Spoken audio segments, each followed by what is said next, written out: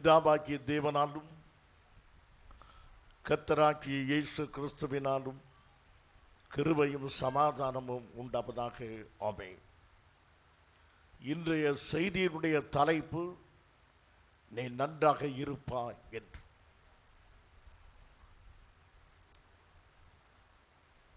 அருமையானவர்களே, அநேக சமயங்களில் நம்முடைய வாழ்க்கையின் நெருக்கங்களினாலோ நெருக்கடிகளினாலோ இக்கட்டுகளினாலோ நாம் இயேசுவை மறந்து விடுகிறோம். அவருடைய வார்த்தைகளை நாம் நம்ப தவறி விடுகிறோம். அவருடைய வழிகளையும் செயலையும் நாம் விசுவாசிக்க தவறி விடுகிற பரிதாபமான நிலையை நாம் பார்க்கிறோம். நம்முடைய நெருக்கங்கள் அவ்வளவு கடினமாய் இருக்கிறபடியினாலே, நம்முடைய பிரச்சனைகள் அவ்வளவு பாரமாய் இருக்கிறபடியினாலே, இவைகளை எல்லாம் இயேசு செய்து தருவாரா? இவற்றையெல்லாம் அவராலே செய்ய முடியுமா என்று, அல்லது செய்வாரா, எனக்கு இதை செய்து கொடுப்பாரா என்ற சந்தேகம் அதிகம் ஏற்பட்டு இயேசு கிறிஸ்துவை உள்ள நம்பிக்கைகள் தளர்ந்து விடுகிற அனுபவத்தை அநேக பெற்றிருக்கிறார். நாம் கிறிஸ்து இயேசு மேல் உள்ள நம்பிக்கையை, விசுவாசத்தை தளரவிட்டாலும் நம்மீது அவர் வைத்திருக்கிற நம்பிக்கையை ஒருபோதும் அவர் தளர விடுகிறதே இல்லை. நம்மை அழைத்தவர் உண்மை உள்ளவர். நம்மை எப்படி உருவாக்க வேண்டும் என்று சித்தம் கொண்டாரோ அப்படி நிச்சயமாகவே அவர் சித்தம் கொள்வார். ஆகையினால் என் அருமையான சகோதரனை சகோதரியே, இன்றைக்கு நீங்கள் இருக்கிற நிலைமையை பார்த்து சோர்ந்து போகாதீர்கள். இன்றைக்கு நீங்கள் பண பிரச்சனையில் இருக்கலாம், மனக்கவலையில் இருக்கலாம், வியாதியில் இருக்கலாம். இது நிரந்தரம் அல்ல.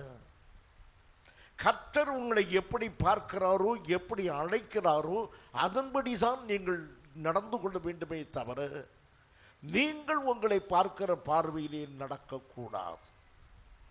பரிசுத்த பவுல் நமக்கு சொல்லியிருக்கிறார், நாம் தரிசித்து நடவாமல் விசுவாசித்து நடக்கிறோம்.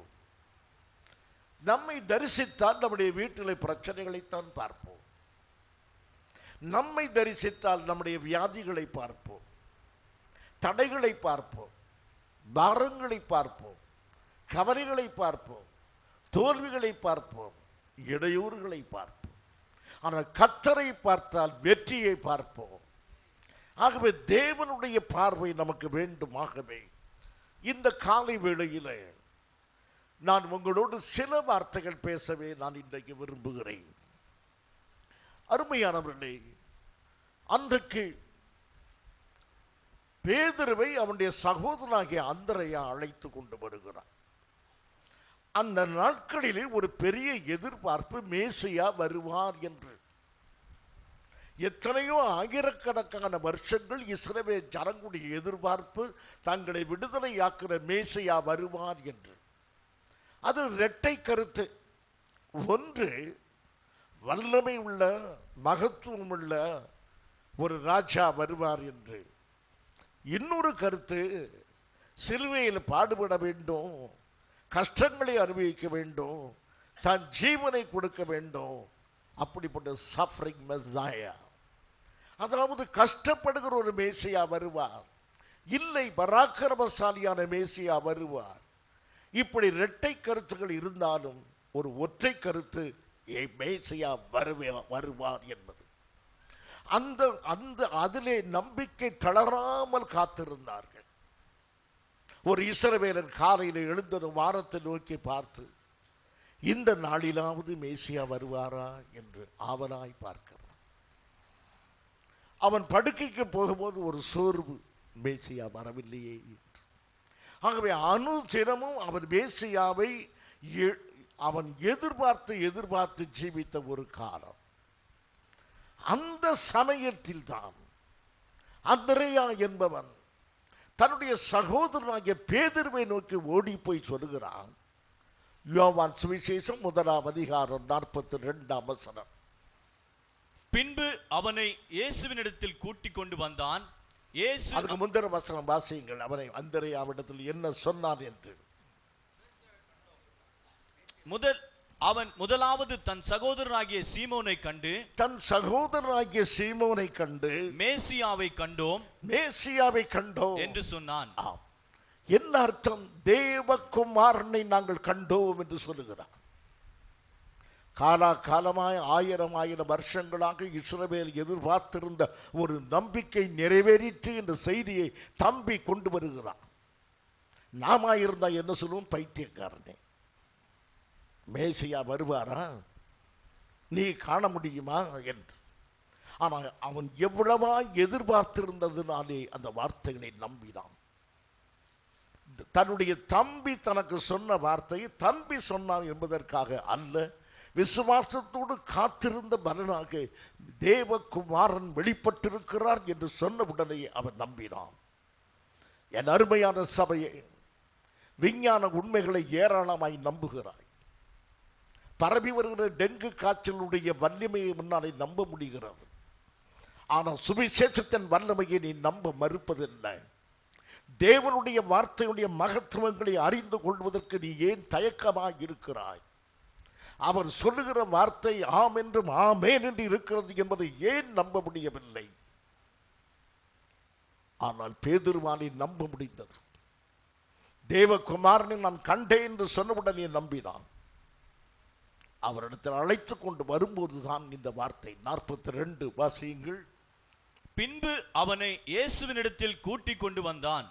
இயேசு அவனை பார்த்து, நீ யோனாவின் மகனாகிய சீமோன், நீ கேபா எனப்படுவாய் என்றார்.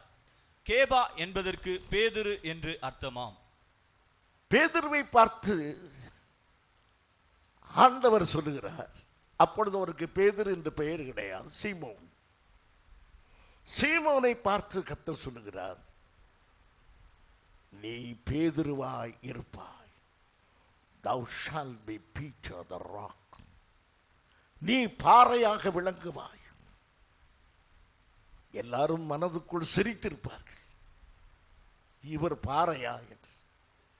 the most undependable person, நம்ப முடியாத ஒரு மனிதர், எதிலும் உறுதியாக இராதவர், சமயத்துக்கு தக்கபடி மாறுகிறவர், பயந்த சுவாபத்தோட வெட்கம் நிறைந்தவர். நம்மில் அநேகர் வெற்றி பெறாததுக்கு காரணம் வெட்கத்தினாலே. மேடையில் ஏறி 2 வார்த்தை பேசுங்கள், வெட்கம் உட்கார வைத்து விடுகிறது. உங்கள் ஆற்றல்கள் முடங்கி போகின்றன. உங்கள் அறிவு திறன்கள் மடங்கி கிடக்க ஒரு காரணம் வெட்கம். அப்படிப்பட்ட வெட்க சுவாபம் உடையவன் பேதுரு. பலவீனமும் பயமும் திகிலும் நிறைந்த ஒரு மனிதனாக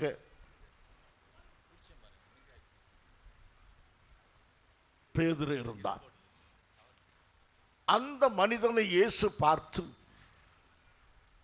உறுதியாக இல்லாத, எப்போதும் வழிக்கு போகிற இந்த மனிதனை பார்த்து, இந்த சீமோனை பார்த்து, நீ பேதுருவாய் இருப்பாய், நீ பாறையை போல் இருப்பாய், நீ அசையாமல் இருப்பாய், நீ உறுதியாய் இருப்பாய் என்று அவர் சொன்னவுடனே மற்றவர்களுக்கு சிரிப்பாய் இருந்திருக்கும். ஆண்டவர் ஏன் அப்படி சொன்னார் தெரியுமா? அது பாசிட்டிவ் திங்கிங் அல்ல, அதாவது இப்படி எண்ணினால் அப்படி நடக்கும் என்றல்ல. அவனை உறுதியாக மாற்றக்கூடிய வல்லமை இயேசுவிடத்தில் உண்டு. அந்த வல்லமை அவரிடத்தில் கிரியை செய்ய போகிறது என்பதை ஆண்டவர் விசுவாசித்து அவனுக்கு சொல்லுகிறார். இன்றைக்கு கவலையோடும் பாரத்தோடும் வியாதியோடும் பிரச்சனையோடு இருக்கிற நம் எல்லாரையும் கர்த்தர் மாற்ற வல்லமை உள்ளவர். நீங்கள் எழுந்து போகும்போது வந்தது போல் போகாமல் சுகத்தோடு போவீர்கள், மன சமாதானத்தோடு போவீர்கள் என்ற தேவன் உங்களை மாற்றுவதற்கு வல்லமை உள்ளவர். ஆமென். அந்த வல்லமையோடு தான் அவர் சொல்லுகிறார், நீ பேதுருவாய் இருப்பாய், நீ பாறையாக இருப்பாய் என்று சொன்னார். பிரியமானவர்களே, ஆக இயேசு எப்போதும் நாம் எப்படி இருக்கிறோமோ அதை பார்ப்பது இல்லை, நாம் எப்படி இருப்போமோ அதை அவர் பார்க்கிறவர். அந்த பார்வையின்படி இன்றைக்கு பிரச்சனையோடு வெறுமையோடு இருக்கிற உங்களை கர்த்தர் நிச்சயமாய் ஆசீர்வதிக்கிறவராகவே பார்க்கிறார். உலகத்தாரை போல உங்களை வெறுமையாய் கர்த்தர் விட்டுவிட மாட்டார். ஆகவே இந்த நாளில் கவலையோடு இருக்க உன்னை பார்த்து சொல்லுகிறார், நீ கம்பீரமாய் இருப்பாய். உலகம் உன்னை பார்த்து சொல்லியிருக்கும், நீ உனக்கு பிள்ளையே இல்லை, ஒரு மலடு என்று சொல்லியிருக்கும். கர்த்தர் சொல்லுகிறார், நீ பிள்ளை தாட்சியாய் இருப்பாய், உன் மடியிலே கர்ப்பத்தின் கனி தவிழும் என்று சொல்லுகிறார். நீ உலகத்தின் வார்த்தையை நம்பாமல் தேவனுடைய வார்த்தையை நம்பு. நீ இப்படி இருக்கிறாய் என்று உலகம் சொல்கிற வார்த்தை அல்ல, நீ இப்படி இருப்பாய் என்று சொல்கிற கர்த்தருடைய வார்த்தையை நம்புங்கள். உலகம் எளிதாக சொல்கிறது, நீ பலவீனமாய் இருக்கிறாய், நீ வியாதியில் இருக்கிறாய், நீ கேன்சரில் இருக்கிறாய், நீ டியூபர்குலோசிஸ் இருக்கிறாய். இது எளிதான காரியம். கர்த்தர் சொல்லுகிறார், நீ நல்ல சுகமாக இருப்பாய், நீ ஆசீர்வாதமாக இருப்பாய். ஆகவே தேவனுடைய வார்த்தையை நம்புங்கள் அருமையானவர்களே. ஆகவே பேதுருவை பார்த்து கர்த்தர் சொல்லுகிறார், நீ பாறையை போல இருப்பாய். பலவீனம் உள்ள ஒரு மனிதன் வேதத்தில் இருக்கிறார். மீதியானவருடைய கைக்கு தன் தேசத்தை தப்பி வைக்க வேண்டுமே, அன்றுள்ள ஆகாரத்துக்கே பிரச்சனை உள்ள ஒரு மனிதன் தான் கிதியோன். அவன் கொஞ்சம் கோதுமையை எடுத்து போரடித்துக் கொண்டிருக்கிறான். அன்றன்று வேண்டிய ஆகாரத்துக்கு அத்தனை பிரச்சனைப்படுகிறான். பரிதாபமுள்ள ஒரு மனிதனாக இருக்கிறான் கிதியோன். அந்த கிதியோனை பார்த்து கர்த்தர் சொல்லுகிறார், நியாயாதிபதியின் புத்தகம் 6ஆம் அதிகாரம் 12ஆம் வசனம். கர்த்தருடைய தூதனானவர் அவனுக்கு தரிசனமாகி, பராக்கிரமசாலியே, கர்த்தர் உன்னோடு கூட இருக்கிறார் என்றார். பராக்கிரமசாலியே என்று சொல்லும்போது அவன் பராக்கிரமசாலி அல்ல, அவன் பரிதாபமான ஒரு மனிதன், பலவீனமான மனிதன். அவனை பார்த்து ஏன் பராக்கிரமசாலி என்றார்? இந்த பலவீனத்திலே நான் போய் சேர்ந்து விடுவேன், உன் பலவீனத்திலே என் கிருபை தங்க போகிறது, நான் உன்னோடு கூட இருக்க போகிறேன், ஆகையினால் நீ பராக்கிரமசாலி. ஆகையினால் உன்னுடைய வியாதியிலே தேவ வல்லமை இறங்க போகிறது, கர்த்தருடைய சுகமாக்கும் வல்லமை இறங்க போகிறது. நீ சுகம் பெற்று இருப்பாய். உன் வாழ்க்கையிலே கர்த்தர் அதிசயங்களை செய்வார். அவருடைய வார்த்தைகளை விளங்க பண்ணுகிற கர்த்தர். ஆகையினால் இப்போது இருக்கிற சூழ்நிலையை வைத்துக் கொண்டே பார்க்காதீர்கள். கர்த்தர் சூழ்நிலையை மாற்றப் போகிறார். உங்களை ஆசீர்வதிக்க சித்தம் கொண்டார். கிதியோனை பார்த்து பராக்கிரமசாலி என்று சொன்ன தேவன் உண்மையாகவே அவனை பராக்கிரமசாலியாக மாற்றி மீதியானரை ஒரு மனுஷனை முறியடிக்கிறது போல முறியடிக்கிற வல்லமை உள்ளவனாய் மாற்றினார். விசுவாசிக்கிறீர்களா? உங்கள் வியாதிகள் சுகமாக என்று விசுவாசிக்கிறீர்களா? உங்கள் பிரச்சனைகள் தீரும் என்று விசுவாசிக்கிறீர்களா? இவர்களை தீர்ப்பதற்காகவே தான் கர்த்தர் வந்தார். பிரச்சனையோடு இருக்க வேண்டும் என்பதற்காக கர்த்தர் வரவில்லை, வியாதியோடு இருக்க வேண்டும் என்பதற்காக கர்த்தர் வரவில்லை, தரித்திரத்தோடு இருக்க வேண்டும் என்று கர்த்தர் வரவில்லை, தனித்தே வாழ வேண்டும் என்று கர்த்தர் வரவில்லை. கர்த்தர் நம்மை ஆசீர்வதிக்க சித்தம் கொண்டிருக்கிறார். நம் வாழ்க்கையிலே பெரிய மாற்றங்களை கர்த்தர் நிச்சயமாய் கொண்டு வருவார். நீங்கள் விசுவாசியுங்கள் அருமையானவர்களே. ஆகவே இப்பொழுது கிதியோனை கர்த்தர் பார்த்த பார்வை, கிதியோனை தன்னாலே மாற்ற முடியும் என்ற அந்த நம்பிக்கையினாலே கர்த்தர் பார்த்தார். ஆகவே பிரியமானவர்களே, இந்த நாளிலே கர்த்தர் உங்களோடு பேசும்போது உங்களது விசுவாசத்தை நம்பி அல்ல கர்த்தர் பேசியது, தன் மீதே அவருக்கு ஒரு விசுவாசம், தான் சொல்லுகிற வார்த்தைகள் உங்கள் வாழ்க்கையிலே நிறைவேறும் என்று அவர் விசுவாசித்து பேசுகிறார். அந்த வார்த்தைகளை நீங்கள் விசுவாசியுங்கள். கர்த்தருடைய விசுவாசத்தை நீங்கள் ஏற்றுக்கொண்டு என் ஆண்டவர் என்னை இன்றைக்கு மாற்றப் போகிறார். கர்த்தர் உங்களை பார்க்கிற பார்வையாரி. இப்போது ஆண்டவர் தான் வந்த நோக்கத்தை நமக்கு சொல்லுகிறார். ஏசாயா 61ஆம் அதிகாரம் 1ஆம் வசனம்.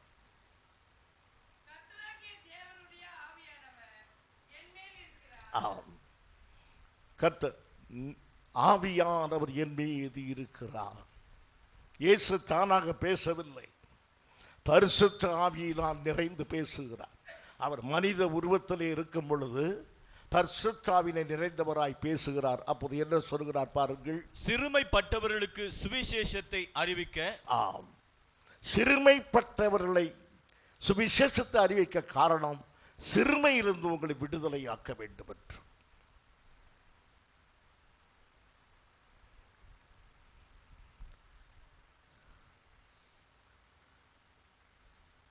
வாழ்க்கையின் வருத்தங்கள், சிறுமைகள், சங்கடங்களோடு இருக்கிறவர்களுக்கு இயேசு பேச ஆரம்பித்த உடனேயே அவருடைய பேச்சுடைய நோக்கம், செய்தியின் நோக்கம் சிறுமையிலிருந்து நம்மை விடுதலை செய்ய வேண்டும் என்று.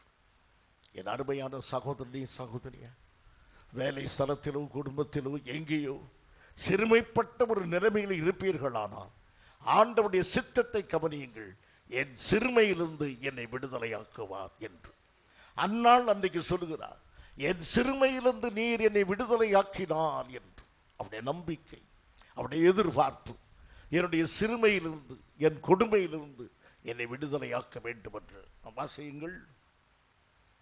சுவிசேஷத்தை அறிவிக்க கர்த்தர் என்னை அபிஷேகம் பண்ணினார், இருதயம் நொறுங்குண்டவர்களுக்கு காயம் கட்டுதலையும். இந்த காலை வேளையில் இருதயம் நொறுக்கப்பட்டவர்களாய் வந்திருக்கிறீர்களோ? உங்களுக்கு விரோதமாக சொல்லப்பட்ட வார்த்தைகள், உங்களை அநியாயமாய் விமர்சித்து நீங்கள் எடுக்காததை கொடுக்க வேண்டியதாக இருக்க அளவுக்கு உங்கள் இருதயம் நொறுங்கி இந்த நாளில் வந்திருக்கிறீர்களா? அப்படிப்பட்டவர்களுக்கு சுவிசேஷத்தை அறிவிக்க இயேசு வந்தார். உங்கள் இருதயங்களை கட்டுவதற்காக, கலங்கி தவிக்கிற உங்கள் இருதயத்துக்கு சமாதானத்தை தருவதற்காக இயேசு வந்தார். ஆகையினால் ஆராதனையிலே நீங்கள் தேவ சமாதானத்தை பெற்றுக்கொள்ள வேண்டும். அடுத்ததாய் சிறைப்பட்டவர்களுக்கு விடுதலையையும். கடன் தொல்லைகள், வியாதி, எதனாலாவது நீங்கள் சிறைப்பட்டிருக்கலாம். பிரச்சனையினாலே சிறைப்பட்டிருக்கலாம். சுவிசேஷத்தை கேட்டதுடைய விளைவு, சுவிசேஷத்தை கேட்டது மாத்திரமல்ல, கேட்டதினாலே என் சிறையிருப்பிலிருந்து கர்த்தர் என்னை விடுதலை செய்கிறார் என்று. ஆகவே சுவிசேஷத்தினுடைய வல்லமை என்ன? சிறுமைப்பட்டவர்களுக்கு விடுதலை, இருதயம் உடைந்தவர்களுக்கு ஆறுதல், சிறைப்பட்டு பிரச்சனையிலே சிக்கொண்டவர்களுக்கு கர்த்தர் விடுதலையை தருகிறார். அருமையானவர்களே, ஆகையினால் இந்த வார்த்தைகளை நீங்கள் இன்றைக்கு விசுவாசிக்கும் போது கர்த்தர் உங்களுக்கு செய்கிற நன்மை, உங்கள் சிறுமையிலிருந்து கர்த்தர் தூக்கி எடுப்பார். உங்களை அற்பமாய் எண்ணினவர்களுக்கு மத்தியிலே கர்த்தர் தூக்கி எடுப்பார். உங்களை ஏளனம் பண்ணினவர்களுக்கு மத்தியிலே கர்த்தர் உங்களோடு கூட இருப்பார். உங்கள் பிரச்சனையிலிருந்து கர்த்தர் நிச்சயமாகவே உங்களை விடுதலை செய்வார். என்னுடைய வியாதி நீண்ட காலமாக இருக்கிறதை விடுதலை செய்வாரா? கர்த்தர் இன்றைக்கு அதை விடுதலை செய்வதற்கு வல்லமை உள்ளவர். கேன்சர் வியாதி சுகமாகாது என்று டாக்டர் சொல்லியிருக்கிறாரே, டாக்டரை விட கர்த்தர் பெரியவர். தேவனுடைய வல்லமை மருந்து விட வல்லமை உள்ளது. நான் மருந்தை குறைத்து சொல்லவில்லை, ஆனால் மருந்தை விட, மருத்துவத்தை விட தேவனுடைய வார்த்தை வல்லமை உள்ள. மருந்து தவறி போகலாம், என் தேவனுடைய வார்த்தை தவறி போகாது.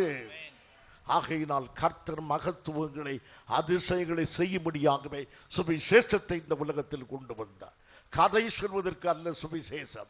சுவிசேஷம் அது வல்லமையை வெளிப்படுத்துவதே சுவிசேஷம். ஜனங்களை விடுதலை ஆக்குவதே சுவிசேஷம். ஆகவே கதைகளை சொல்லி பொழுதுபோக்க சுவிசேஷத்தை கர்த்தர் அறிவிக்கவில்லை. ஆகையினால் அருமையானவர்களே, ஆகவே ஆண்டவர் வந்த நோக்கத்தின்படியே எல்லாரையும் பார்க்கிறார்.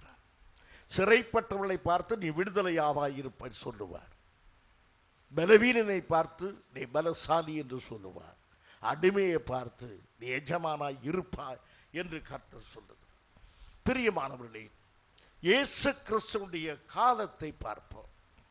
இயேசு கிறிஸ்துவுடைய காலம் வேற்றுமைகள் நிறைந்த ஒரு காலம். நம்முடைய நாட்டில் பரவலாக இருக்கிற கொடுமை ஜாதி கொடுமைகள். என்னதான் பேசினாலும் ஜாதியை பார்க்கிற மக்களாகத்தான் இருக்கிறார்கள். பிறப்பினாலே உயர்வு தாழ்வு சொல்லுகிற கேவலமான ஒரு எண்ணம் உள்ள ஒரு நாடு நம்முடைய நாடு. சுதந்திரம் பெற்றாலும் இந்த எண்ண சுதந்திரம் இல்லை. அதற்கு எந்த விதத்திலும் குறைந்த நாடு அல்ல இஸ்ரவேல். அங்கேயும் இதே பிரச்சனை தான். சமுதாயத்தில் ஆயக்காரர்களை மிகவும் அற்பமாக எண்ணினார்கள். மற்ற பாவிகளை அவர்கள் கிட்டவே சேர்க்க மாட்டார்கள். ஆகவே அந்த நாட்களிலே பரிசேயர்கள் தங்களை மேலானவர்கள் என்றும் தங்களை உயர்ந்தவள் என்று கருதி கொண்டு ஆயக்காரர்களையும் பாவிகளையும் கிட்ட வராதபடி ஒதுக்கி வைத்து விட்டார். ஆனால் ஆண்டவராகிய இயேசு கிறிஸ்து இந்த பரிசேயருக்கு சிநேகிதராக மாறினார். எதற்காக? பாவிகளோடு போய் உட்கார வேண்டும் என்பதற்காக இல்லை. பரிகாசக்காரர் கூட்டத்தில் உட்கார விரும்ப மாட்டார். பாவிகளோடு உட்கார்ந்திருக்க ஆண்டவர் விரும்புகிறது இல்லை. ஏன் பாவிகளோடு போய் இருந்தார் என்றால், உலகத்திலேயே மிக கொடுமையான இந்த பாவிகளையும் தன்னாலே மாற்ற முடியும் என்ற நம்பிக்கையினாலேயே அங்கு போய் அமர்ந்தார். உலகத்தில் எல்லா தத்துவமும் எந்த பாவியை மாற்றுகிறது இல்லை. ஆண்டவராகிய இயேசு கிறிஸ்துவுடைய வார்த்தையானது மாற்றுகிறது.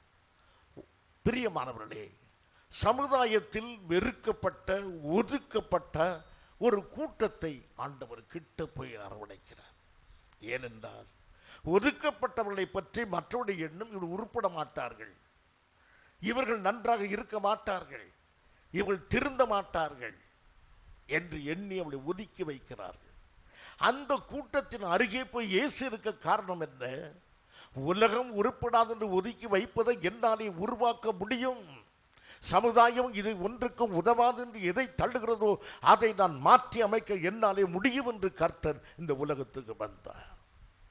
ஆகவே அருமையானவர்களே, இந்த நாளிலே உங்களையும் வேண்டாம் என்று தள்ளி வைத்திருக்கிறார்களா? குடும்பமோ சமுதாயமோ உங்களையும் வேண்டாம் என்று தள்ளி வைத்திருக்குமானால், வேதம் அருமையாய் சொல்கிறது. 1 பேதுரு 2ஆம் அதிகாரம் 4ஆம் வசனம், மனுஷரால் தள்ளப்பட்டதாயினும் தேவனால் தெரிந்து கொள்ளப்பட்டதும் விலையேற பெற்றதுமாய் இருக்கிற ஜீவனுள்ள கல்லாகிய அவரிடத்தில் சேர்ந்தவர்களாகிய நீங்களும். இயேசு கிறிஸ்து யார் என்றால் ஒரு ஜீவன் உள்ள கல். அந்த ஜீவன் உள்ள கல் எது? மனிதரால் வெறுக்கப்பட்டது, தத்துவ ஞானிகளால் வேண்டாம் என்று ஒதுக்கப்பட்டது, உலகத்தின் அரசியலினாலே வேண்டாம் என்று ஒதுக்கப்பட்டது, மிட்டாதாரங்களினால் ஒதுக்கப்பட்டது, பிரபுக்களினாலே ஒதுக்கப்பட்டது, ஆழ்வோரினாலே ஒதுக்கப்பட்டவர் இயேசு கிறிஸ்து. அப்படி வேண்டாம் என்று தள்ளப்பட்ட அவர்தான் ஜீவக்கல்லாக மாறினார்.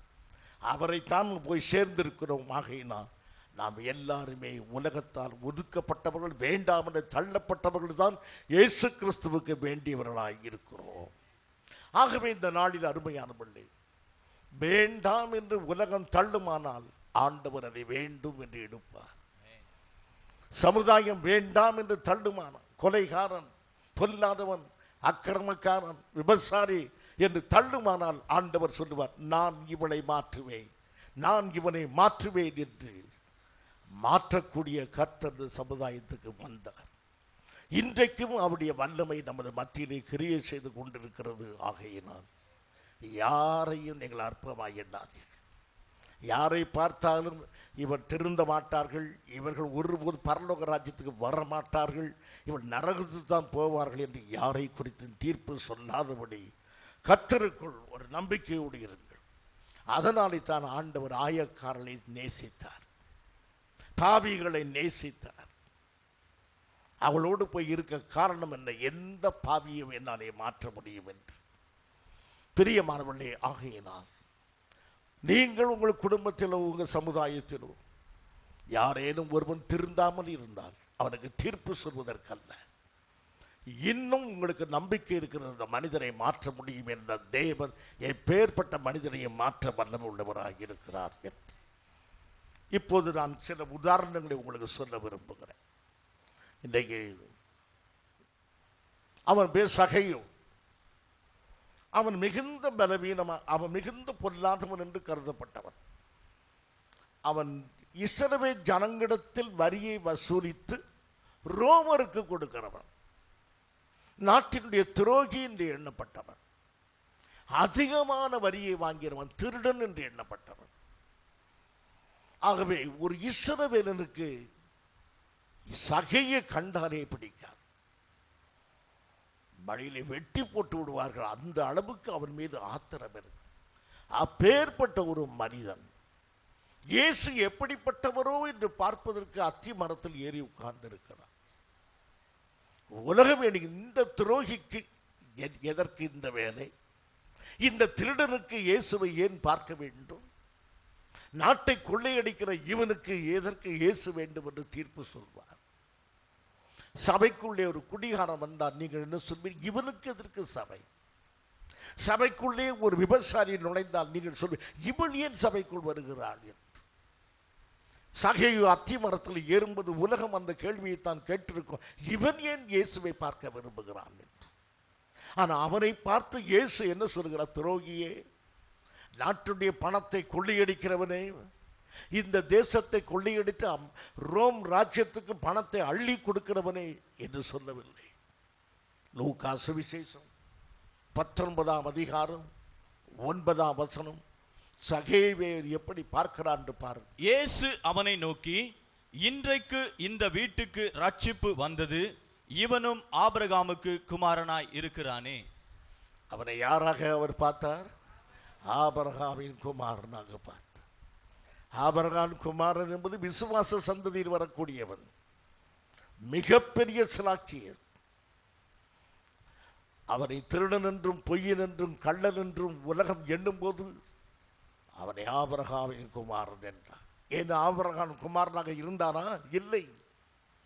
ஆனால் அவனுக்கு ஆபிரகாமின் குமாரனாக மாறுவான், கர்த்தருடைய பிள்ளையாக மாறுவான் என்ற பார்வையினாலே அவனை அழைத்தார். பிரியமானவர்களே, இந்த பார்வை நமக்கு இருக்க வேண்டும். எந்த மனிதனும் திருந்துவான் என்ற ஒரு நம்பிக்கை நமக்கு காரணம் சுய நம்பிக்கை அல்ல, என் இயேசுவின் இரத்தத்தின் மீது உள்ள நம்பிக்கை, என் ஆண்டவருடைய இரட்சிப்பின் மீது உள்ள வல்லமை. எந்த மனிதனையும் கர்த்தர் மாற்ற முடியும் என்று. அதனாலே தான் கள்ளன் என்றும் பொல்லாதவன் என்றும் அக்கிரமக்காரன் என்று எண்ணப்பட்ட சகேயுவை ஆண்டவர் எப்படி பார்த்தார்? ஆபிரகாமின் குமாரன் என்று பார்த்தார். இந்த பார்வை நமக்கு இருப்பதா? அருமையானவர்களே, சீமோன் என்கிற பரிசேயனுடைய வீட்டிலே பாவியான ஒரு ஸ்திரீ இருக்கிறாள். இயேசுவுக்கு பணிவிடை செய்து கொண்டிருக்கிறாள். சீமோன் எண்ணுகிறான், இவர் தீர்க்கதரிசியாய் இருந்தால் தன்னை தொடுகிறவள் யார் என்று இவருக்கு தெரிந்திருக்குமே. இந்த பாவியான பெண் தன்னை தொடுவதை இவர் அனுமதிப்பதனால் இவர் பரிசுத்தவான் அல்ல என்று தீர்ப்பு சொல்லுகிறான். ஆனால் ஆண்டவருடைய பார்வையை பாருங்கள். லூக்கா சுவிசேஷம் 7ஆம் அதிகாரம் 39ஆம் வசனம். அவரை அழைத்த பரிசேயன் அதை கண்டபோது, இவர் தீர்க்கதரிசியாயிருந்தால் தம்மை தொடுகிற ஸ்திரீ இன்னாள் என்றும் தன்னை தொடுகிற ஸ்திரீ இன்னார் என்றும் இப்படிப்பட்டவள் என்றும் அறிந்திருப்பார். அப்படியானா என்ன சொல்கிறான்? இயேசுவுக்கு இவள் யார் என்றே தெரியவில்லை. தெரியாததனால இந்த உபசரிப்பை ஏற்றுக்கொண்டிருக்கிறார். சபையிலே இவர்கள் போதகர் ஏற்றுக்கொண்டிருக்கிறார். தெரியாததனாலே இவர்கள் எல்லாம் சபைக்கு வரக்கூடாது, அக்கிரமக்காரர்கள் பொல்லாதவர்கள் வரக்கூடாது, இந்த பாவியான ஸ்திரீ வரக்கூடாது. ஆண்டவருக்கு அவள் பாவி என்று தெரியும், ஆனால் அவள் பாவ மன்னிப்பை பெற்றிருக்கிறாள் என்று ஆண்டவருக்கு தெரியும். அவள் அப்படிப்பட்ட பாவியையும் மாற்ற முடியும் என்ற நம்பிக்கையில் தான் ஆண்டவர் அவளை அழைத்தார். சமுதாயம் வேண்டாம் என்று தள்ளி வைத்த ஒரு பெண்ணை அவர் மாற்றி ஒரு விருந்துக்கு அழைக்கக்கூடிய அளவிலே நம்பிக்கை உடையவராக இருந்தார். பிரியமானவர்களே, ஒதுக்கி வைக்காது. இவன் விவசாரக்காரன், இவன் விவசாரி, இவள் ஒழுக்கங்கெட்டவள், தீர்ப்பு சொல்லி எந்த பெண்ணையும் விலைக்கு வைக்காது. எப்பேற்பட்ட பெண்ணையும் மாற்றுவதற்கு தேவன் வல்லமுள்ளவராய் இருக்கிறாராக இராதே. உங்கள் பார்வைகள் வித்தியாசமாக இருப்பதாக. நீ பரிசுத்தமாய் இருப்பாய் என்று அந்த பெண்ணை அவர் பார்த்தார். பிரியமா, அதே பார்வையோடு இப்போது வருகிறார். யோவான் 1ஆம் அதிகாரம் 42ஆம் வசனம். பின்பு அவனை இயேசுவினிடத்தில் கூட்டிக் கொண்டு வந்தான். இயேசு அவனை பார்த்து, நீ யோனாவின் மகனாகிய சீமோன், நீ கேபா எனப்படுவாய் என்றார். கேபா என்பதற்கு பேதுரு என்று அர்த்தமாம். கேபா என்பதற்கு பாறை என்று அர்த்தமா. பலவீனமும் மிகுந்த உறுதியற்றதும் ஒரு மணலை போல இருக்கிற மனிதனுமாக்கி அவனை பார்த்து, நீ ஒரு பாறையாக இருப்பாய் என்று கர்த்தர் பார்த்த பார்வை. இதுவரைக்கும் நாம் பார்த்தோமே, சகையு, அந்த பாவியான ஸ்திரீ, இவைகளெல்லாம் எப்படி வருங்காலத்தில் எப்படி இருப்பார்கள் என்பதை கண்ட அதே பார்வையிலே சீமோனை பார்க்கிறார். என் பிரியமான சகோதரனே, ஒரு வியாதி உள்ள வீட்டுக்கு ஜெபத்துக்கு போகும்போது அவன் சுகத்தோடு எழுந்திருப்பதை கிறிஸ்துவின் ஆவியினாலே பார்க்க முடிகிறதா? பலவீனமாய் இருக்கிறவர்களை பலமுள்ளவர்களாய் காணக்கூடிய பார்வை உங்களுக்கு இருக்கிறதா? அப்படியானால் நீங்கள் தேவனாலே அனுப்பப்பட்டவர்கள். அங்கு போய் உலகத்தார் சொல்வதையே நீங்களும் சொல்லிவிட்டு வருவீர். இனி இதில் நம்பிக்கை இல்லை, நீ பிழைப்பதற்கு ஒன்றுமில்லை என்று சொல்ல அதற்காக கர்த்தர் உங்களை அழைக்கவில்லை. இப்போது நீ வியாதியில் இருக்கிறாய், இனி நீ நல்ல சுகமாய் இருப்பாய், இதை சொல்வதற்கே கர்த்தர் நம்மை அழைத்தார். இதையே அவர் இந்த நாளில் நமக்கு செய்தியாக சொல்லுகிறார். பேதுருவே, நீ இன்றைக்கு நாளை போல் இருக்கிறாய், நாளை நீ பாறையை போல் இருப்பாய் என்று அவனுக்கு சொல். அன்றைக்கு ஒருவரால் நம்ப முடியாத நிலைமை. பிரியமானவர்களே, ஒரு இடத்தில் ஒரு பெரிய கல் கிடந்தது. அந்த கல்லை ஒரு சிற்பியானவன் கையில் எடுத்தான். வேகமாக ஓடிப்போய் இந்த கல்லை எடுத்தான். மடமடவென்று அதை வெட்டி தள்ளினான். கொஞ்ச நேரத்தில் ஒரு தேவ தூதனை அவன் உருவாக்கினான். அவன் வெட்டும் போதே அவனை பார்த்து கேட்டார்கள், என்ன செய்கிறாய் என்று. ஐ am releasing the angel out of this rock. இந்த பாறையில் இருந்து ஒரு தேவ தூதனை விடுவிக்கிறேன் என்றான். அதாவது அவனுடைய மனதிலே ஒரு தேவ தூதன் அதற்குள்ளே ஒரு சிற்பத்தை உருவாக்க முடியும் என்ற எண்ணம் இருந்தது. அவனுடைய எண்ணத்தின்படியே அந்த கல்லை அவர் சிதைத்து உருவாக்கி ஒரு தேவத்துடைய உருவத்தை உருவாக்கினார். அதுபோல அன்றைக்கு சாதாரணமாக இருந்த அந்த பேதுருவை வெட்டி திருத்தி தேவ மனிதனை கர்த்தர் உருவாக்கினார். அருமையானவர்களே, ஆகவே நீங்கள் விசுவாசியுங்கள். கர்த்தர், God is releasing an angel in your family out of the rock. கடினமான சூழ்நிலையிலிருந்து ஒரு தேவ பிள்ளையை கர்த்தர் உருவாக்குவார். கடினமான வியாதியிலிருந்து நல்ல சுகத்தை கர்த்தர் உருவாக்குவார்.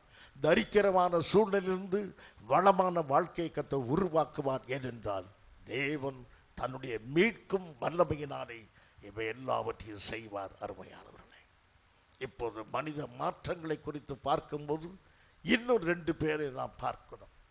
ஆயத்துறையிலே மத்தேயு என்பவர் உட்கார்ந்து இருக்கிறார். மத்தேயுக்கு இன்னொரு பெயர் லேவி என்று பெயர். மத்தேயு உட்கார்ந்து வரி வசூலித்து அந்நிய தேசத்துக்கு கொடுக்கிற ஒரு மனிதன், சகைவை போல. இந்த மனிதனை ஒருவரும் விரும்ப மாட்டார்கள். மத்தேயை யாரும் விரும்புகிறதில்லை. இந்த மத்தேயுவை கர்த்தர் பார்த்து என்ன சொல்கிறார்? மத்தேயு சுவிசேஷம் 9ஆம் அதிகாரம் 8, 9ஆம் வசனங்கள். ஜனங்கள் அதை கண்டு எனக்கு பின் சென்று வா என்றார். எழுந்து அவருக்கு பின் சென்றார். அருமையானவர்களே, வா என்ற ஒரு வார்த்தையை சொன்ன உடனேயே இவ்வளவு பெரிய ஆபீஸ், வெளிநாட்டு இது ஒரு ஃபாரின் அஃபேர்ஸ், வெளிநாட்டுக்கு பணம் கொடுக்கிற ஒரு அலுவலகம், இஸ் a கவர்மெண்ட் ஆபீஸ். அதிலிருந்து வா என்று சொன்ன உடனேயே அவன் எழுந்து அத்தனை விட்டு புறப்பட காரணம் அந்த வார்த்தையிலே அவ்வளவு வல்லமை இருந்தது. அவனால் நிற்க முடியவில்லை. அப்படி இருக்கும்போது உங்கள் வியாதியை பார்த்து நீ சுகமாக என்று சொல்லும்போது இந்த வியாதி சுகமாகாதான்? தேவனுடைய வார்த்தை முரட்டுத்தனமான மனிதர்களுடைய சுவாபங்களை மாற்றுமானால் நம்முடைய வியாதிகளையும் பிரச்சனைகளையும் தீர்க்க வல்லமை உள்ளது என்று ஏன் நம்மாலே விசுவாசிக்க முடியவில்லை? இப்போது மத்தேயு கர்த்தர் அழைத்தார். முதலாவது அவன் இருதயத்தை திறந்தார், இரண்டாவது அவனுடைய வீட்டை திறந்தார், மூன்றாவது அவன் கைகளை திறந்தார். அதனாலே அவன் மற்றவர்களுக்கு உதவி செய்தான்.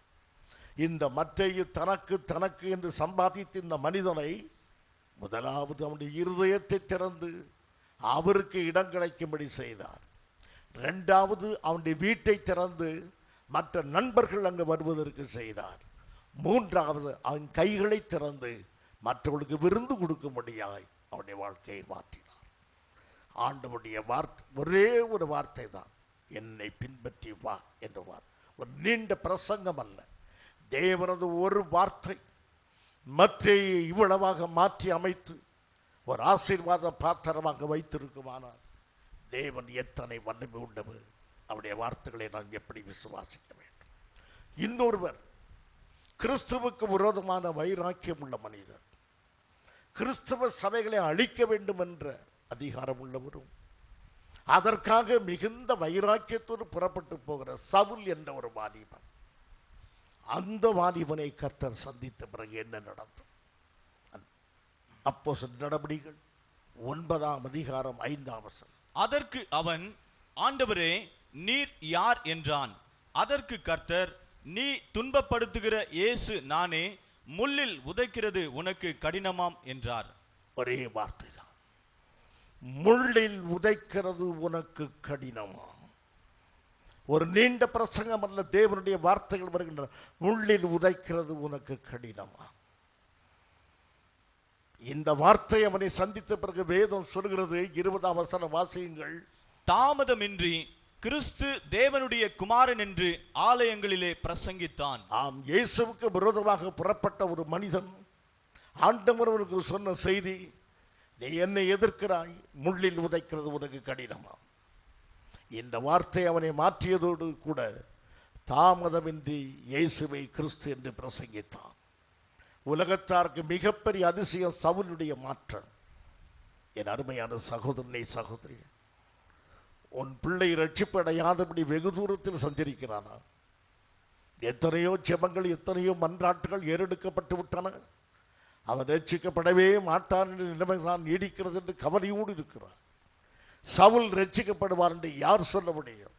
ஆனால் தேவன ஒரு வார்த்தை சந்தித்து அவனை தேவ மனிதனாக மாற்றி அழிக்கிற சபைகளை கட்டுகிறவனாய் மாற்றிய தேவன் உன் பிள்ளைகளையும் மாற்றுவதற்கு வல்லமை உள்ளவர். தொடர்ந்து ஜெபம் பண்ணுங்கள். கர்த்தர் திடீரென்று சந்தித்து அவனை மாற்றுவார். ஆகையினால் சோர்ந்து போய் விடாதீர்கள், தீர்ப்பு சொல்லி விடாதீர்கள். இவன் திருந்த மாட்டான், இவன் ரட்சிக்கப்பட மாட்டான் என்று முடிவு கட்டி விடாதீர்கள். எந்த மனிதனையும் கர்த்தர் மாற்றுவதற்கு வல்லமை உள்ளவராக இருக்கிறார். கிராமத்து பெண், சமுதாயத்தில் எல்லாராலையும் வெறுக்கப்பட்டவள், பாவி என்று அழைக்கப்பட்டவள். அவளை கண்டவுடனேயே எல்லாரும் கதவடைத்துக் கொள்வார்கள். அப்பேற்பட்ட பெண் இயேசுவோடு பேசுகிறாள். ஆண்டவரோடு பேசும்போது அவள் சொன்ன ஒரு என்கவுண்டர் வித் ஜீசஸ். அந்த நேரத்தில் ஒரு சம்பவம் நடக்கிறது. யோவான் சுவிசேஷம் 4ஆம் அதிகாரம் 26ஆம் வசனம். அதற்கு இயேசு, உன்னுடனே பேசுகிற நானே அவர் என்றார். உன்னோடு மேசியா வருவார் என்று எதிர்பார்த்திருக்கிற ஒரு உள்ளம். பேதுருவை போலவே மேசியா வருவார், மேசியா வருவார் என்று. பிரியமானவர்களே, அவளை விபசாரி என்று சொல்கிறோம். நாம் ஒரு தீர்ப்பு சொல்லுவோம், சதா ஆண்களை பற்றியே எண்ணிக்கொண்டிருப்பாள் என்று. அவருடைய இருதயத்தின் ஆழத்தில், ஆத்துமாவிலே ஒரு ஏக்கம், மேசியா வருவார் என்று. கர்த்தரை எதிர்பார்த்திருக்கிற ஒரு அறிவு, தேவனுக்காக காத்திருக்கிற உள்ளமாகவே அவள் இருந்தாள். அவளை தேடி இயேசு வந்து அவளை மாற்றுவதற்காக வந்தார். உன்னோடு பேசுகிற நானே என்று சொன்ன பிறகு அவள் மிஷினரியாக மாறி போனாள். அவளை விவசாயி என்று உலகம் அழைத்தது. கர்த்தர் அவளை மிஷினரியாக மாற்றி தன்னை குறித்து சொல்லுகிற மனிதனாக மாற்றினார். தேவனுடைய வல்லமையை பார்த்தீர்கள், அவருடைய வார்த்தையுடைய வல்லமை. நீ இப்படி இருப்பா என்று அவளை குறித்து சொல்லப்பட்டபடி அது மாறியது. கவலையோடும் பாரத்தோடும் தண்ணீர் எடுக்க வந்த ஒரு பெண். அவளுக்கு பிரச்சனையே அன்றைக்கு ஒரு குடம் தண்ணீர் தனக்கு கிடைத்தால் போதும் என்பதுதான். 4ஆம் அதிகாரம் 28ஆம் வசனத்தை வாசியுங்கள். அப்பொழுது அந்த ஸ்திரீ தன் குடத்தை வைத்துவிட்டு ஊருக்குள்ளே போய் ஜனங்களை நோக்கி, நான் செய்த எல்லாவற்றையும் ஒரு மனுஷன் எனக்கு சொன்னார், அவரை வந்து பாருங்கள், அவர் கிறிஸ்துதானோ என்றாள். இந்த பெண் அந்த குடத்தை வைத்துவிட்டு போகிறாள். இந்த குடம் தான் அவருடைய மாற்றத்தை சொல்லுகிறார். அந்த குடம் அங்கு வைக்கப்படும் போது இந்த குடம் சொல்கிற செய்தி என்ன? இவள் தேவனுக்காக கொடுக்கிறவள், கர்த்தருக்காக கொடுக்கிறவள். எப்படி? எனக்கு தாகத்துக்கு தா என்று கேட்டார். ஒரு குவளை தண்ணீர் அவருக்கு போதும். இவ்வளவு எதை வைத்திருக்கிறாள்? ஒரு குடம் தண்ணீர். ஏராளம் தாராளமாய் கொடுக்கிற சுவாபம் உள்ளவளாக மாறி போறாள். ஒரே அவரோடு பேசினதுனால். இரண்டாவதாக, அந்த குடத்தை இங்கே வைத்து விட்டு போகும்போது நான் திரும்ப வருவேன் என்று உடன்படிக்கை பண்ணினாள். நான் போய்விட்டு திரும்ப வருவேன் என்று ஆண்டவரோடு உடன்படிக்கை பண்ணுகிற குடம். மூன்றாவதாக, மற்ற இடங்களுக்கு போவதற்கு தடையாக இருக்கிறதை உடனே நீக்கிறவள். என் அருமையான எத்தனை சுவாபங்கள். நாலாவதாக, பின்னோக்கி தண்ணீர் வேண்டும் என்ற நோக்கத்தை தள்ளிவிட்டு இவன் ஜீவ தண்ணீரை பெற்றேன் என்று தண்ணீர் கொடுக்கிறவளாக மாறி போனாள். இத்தனை மாற்றங்களையும் அவளுக்கு கொண்டு வந்தது அவள் உபவாச ஜெபத்துக்கு திறப்பின் வாசல், மூடின வாசல், மேல் வாசல், கிழக்கு வாசலுக்கெல்லாம் அறையவில்லை. தேவனோடு கொஞ்ச நேரம் பேசினாள். கர்த்தரோடு கொஞ்ச நேரம் பேசினாளுடைய வாழ்க்கை மாறியது. இன்றைக்கு கூட்டம் கூட்டமாக ஜனங்கள் அலைந்தாலும் எந்த ஒரு மாற்றமில்லாமல் ஜனங்கள் வாழ்வதற்கு காரணம் இயேசு அவளோடு பேசவில்லை. ஊழியக்காரன் பேசிக்கொண்டே இருக்கிறானே தவிர தேவனது சத்தம் கேட்குமான வாழ்க்கையில் நிச்சயமாய் மாற்றம் இருக்கும். இந்த சகையை மாறினான், சவுல் மாறினான், லேவி மாறினான், இந்த சமாரியா பெண் மாறினான். மாறாதது யாராவது உண்டா? இப்போது பேதுருவை கர்த்தர் யாராக மாற்றப் போகிறார்? பாறையாக மாற்றுவதாக இருக்கும். அருமையானவர்களே, நான் 2 குறிப்பை சொல்லி முடிக்க விரும்புகிறேன். எப்படி கர்த்தர் மாற்றுகிறார் என்பதை சொல்லுகிறேன். திமிர்வாதக்காரனை கொண்டு வருகிறார்கள். ஆண்டவர் பார்க்கிறார், நீ நடக்க முடியாதவனாய் வருகிறாய், நீ நடப்பவனாக இருப்பாய். அது அவர் பார்த்த பார்வை. நீ அசைய முடியாதவனாய் வந்திருக்கிறாய், நீ எழுந்து கம்பீரமாய் நடக்கிறவனாய் இருப்பாய் என்று அவர் பார்த்தார். தூக்கி கொண்டு வந்தவர்கள் எல்லாம் அன்பு நிறைந்தவர்கள். அவருடைய வாய் என்ன சொல்லும்? பாவம், ரொம்ப கஷ்டப்படுகிறார், இவனாலே நடக்க முடியவில்லை, இவனாலே எழுந்து நடமாடவே முடியவில்லை, பல வருஷங்களாக கட்டில் இருக்கிறார். இதுதான் அவர்கள் நடக்கிறதை சொல்லுகிறவர்கள். இப்போது என்ன சம்பவிக்கிறதோ அதை சொல்லுகிறார். ஆண்டவரோ இனி என்ன நடக்கும்? இவன் எழுந்து நடமாடுவான், இவன் கம்பீரமாய் போவான் என்பதை கண்டார். அப்படி போவதற்கு அவருக்கு ஒரு காரணம், அப்படி சொல்வதற்கு பார்ப்பதற்கு ஒரு காரணம் இருந்தது. இவனுடைய வியாதிக்கு காரணம் என்ன என்பதை அவர் கண்டார். எந்த மருத்துவரும் கண்டுபிடிக்க முடியாத ஒரு காரணத்தை அவர் கண்டுபிடித்தார். மத்தேயு சுவிசேஷம் 9ஆம் அதிகாரம் 2ஆம் வசனம். அங்கே படுக்கையிலே கிடந்த ஒரு திமிர்வாதக்காரனை அவரிடத்தில் கொண்டு வந்தார்கள். இயேசு அவருடைய விசுவாசத்தை கண்டு திமிர்வாதக்காரனை நோக்கி, மகனே, திடன்கொள், உன் பாவங்கள் உனக்கு மன்னிக்கப்பட்டது என்றார். ஆகவே உலகத்தில் யாரும் கண்டுபிடிக்க முடியாத ஒரு காரியம், இவனுடைய வியாதிக்கு காரணம் ஒரு பாவம். நம்முடைய எல்லா வியாதிக்கும் பாவம் தான் காரணம் என்று சொல்லவில்லை. அவனுடைய வியாதிக்கு காரணத்தை கண்டுபிடித்து it touched the right spot, அந்த சரியான இடத்தை கர்த்தர் தொட்டார். அதனாலே தான் சொல்லுகிறார், நீ எழுந்து நட என்று. ஆகவே நம்முடைய பிரச்சனையுடைய ஆழத்தை கர்த்தர் அறிவார்.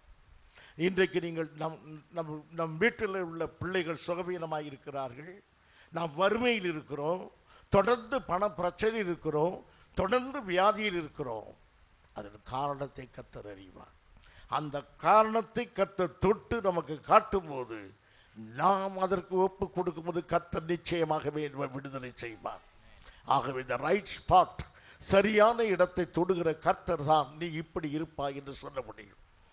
எந்த மருத்துவரும் நீ இப்படி இருக்கிறாய் என்று சொல்லுகிறார்கள். உலகத்தில் உள்ள எல்லாரும் நீ இப்படி இருக்கிறாய் என்று சொல்கிறார். ஒரே ஒருவர் மாத்திரம்தான் நீ இப்படி இருப்பாய் என்று சொல்கிறவர் நமது ஆண்டவராகிய இயேசு கிறிஸ்து மாத்திரமே. ஏனென்றால் எப்படி இருப்பாய் என்று சொல்கிறாரோ அந்த நிலைமைக்கு நம்மை மாற்ற முடியும். ஆகையினாலே பேதுரு மாற முடியும், பேதுருவை மாற்ற முடியும் என்று கண்ட பலவீனமும் அசைகிற மனிதனுமாகிய அவனை பார்த்து கர்த்தர் சொல்லுகிறார், நீ பாறையாக விளங்குவாய் என்று. இந்த நாளிலே கர்த்தர் உங்களுக்கு சொல்கிற வார்த்தை என்ன? உங்கள் யாவருக்கும் எனக்கும் தேவன் சொல்கிற மகத்தான வார்த்தை. யோவான் சுவிசேஷம் 14ஆம் அதிகாரம் 1ஆம் வசனத்தை கர்த்தர் நமக்கு இன்றைக்கு சொல்லுகிறார். யாவரும் விசுவாசத்தோடு அதை வாசிக்க கேளுங்க. யோவான் 14:1. உங்கள் இருதயம் கலங்காதிருப்பதாக. என் அருமையான சகோதரனே சகோதரியை, எந்த பிரச்சனையானாலும் ஆண்டவர் சொல்கிறார், இன்றைக்கு உன் இருதயம் கலங்காதிருப்பதாக. தேவனிடத்தில் விசுவாசமாய் இருங்கள். கர்த்தரிடத்தில் விசுவாசமாய் இரு. என்னிடத்திலும் விசுவாசமாய் இருங்கள். என்னிடத்திலும் விசுவாசமாய் இரு. நான் உங்களை திக்கற்றலாக விடை. நான் உங்களை விடுதலை செய்வேன். உங்கள் பிரச்சனையிலிருந்து நீங்கள் இனி விடுதலை பெற்றவர்களாக இருப்பீர்கள். உங்கள் வீடு பரலோகத்தின் சாயலில் இருக்கும். உங்கள் பிள்ளைகள் கர்த்தராலே போதிக்கப்பட்டிருப்பார்கள். நாம் எல்லாரும் எழுந்து நின்று கர்த்தரை நன்றியோடு நாம் ஸ்தோத்திரம் பண்ணுவோம். உம்மை நன்றியோடு துதிக்கிறோம், ஸ்தோத்திரிக்கிறோம். கர்த்தாவே, தள்ளப்பட்டதும் நெருக்கப்பட்டதும் கர்த்தாவே சோர்ந்திருக்கிறதான நிலைமையிலிருந்து கர்த்தர் தாமே ஒரு பெரிய எழுச்சியை இந்த நாளிலே கர்த்தர் கொடுத்தபடியால் நாங்கள் உம்மை துதிக்கிறோம், ஸ்தோத்திரிக்கிறோம். கர்த்தாவே, தழும்புகிறவனாய் இருந்தும் கர்த்தாவே நிலையற்றவனாய் இருந்தும் பேதுருவை கர்த்தாவே பாறை என்று அழைத்தீரே கர்த்தாவே, அதற்காக நாங்கள் உம்மை துதிக்கிறோம், ஸ்தோத்திரிக்கிறோம். கர்த்தாவே, உம்முடைய வார்த்தைகள் எங்கள் மூலமாய் விளங்கும், எங்களுக்கு செழிப்பு உண்டாகும் என்று கர்த்தர் விசுவாசித்து எங்கள் மீது உமது கரத்தை நீட்டுகிறபடியால் நாங்கள் உம்மை துதிக்கிறோம், ஸ்தோத்திரிக்கிறோம். கர்த்தாவே, உண்மையாகவே நாங்கள் விசுவாசிக்கிறோம், நீர் விரும்புகிறபடி நாங்கள் மாற்றப்படுவோம். அதற்காக நன்றி செலுத்துகிறோம். கர்த்தாவே, எந்த சோர்வோ அவிசுவாசமோ கவலைகளோ பாரங்களோ நெருக்கிட்டாலும் என் தேவனுடைய கரம் எங்களோடு இருக்கிறது என்று நாங்கள் அசைக்க முடியாத விசுவாசத்தோடு நாங்கள் உமது வார்த்தையிலே உறுதியாய் நிற்க உதவி செய்யும்படியாய் நாங்கள் செபிக்கிறோம். நீ ஜெயத்தை கொடுக்கிறபடியால் உமக்கு நன்றி செலுத்துகிறோம். குறிப்பாக இந்த நாளிலே கர்த்தர் அப்படிப்பட்டதான ஒரு மாற்றத்தை எங்கள் யாவருடைய உள்ளத்திலும் கொடுத்தீர், அதற்காக நன்றி செலுத்துகிறோம். வசனத்தை கொடுத்த போதகரை கர்த்தர் பலப்படுத்துவீராக, சுகத்தை தருவீராக, ஆசீர்வாதத்தோடு இங்கிருந்து அனைவரும் செல்ல உதவி செய்வீராக. இயேசு கிறிஸ்துவின் உயிர்த்தெழுந்த நாமத்தில் ஜெபிக்கிறோம் எங்கள் நல்ல பிதாவே, ஆமென். என் ஆத்துமாவே கர்த்தரை ஸ்தோத்திரி, என் முழு உள்ளமே அவர் பரிசுத்த நாமத்தை ஸ்தோத்திரி.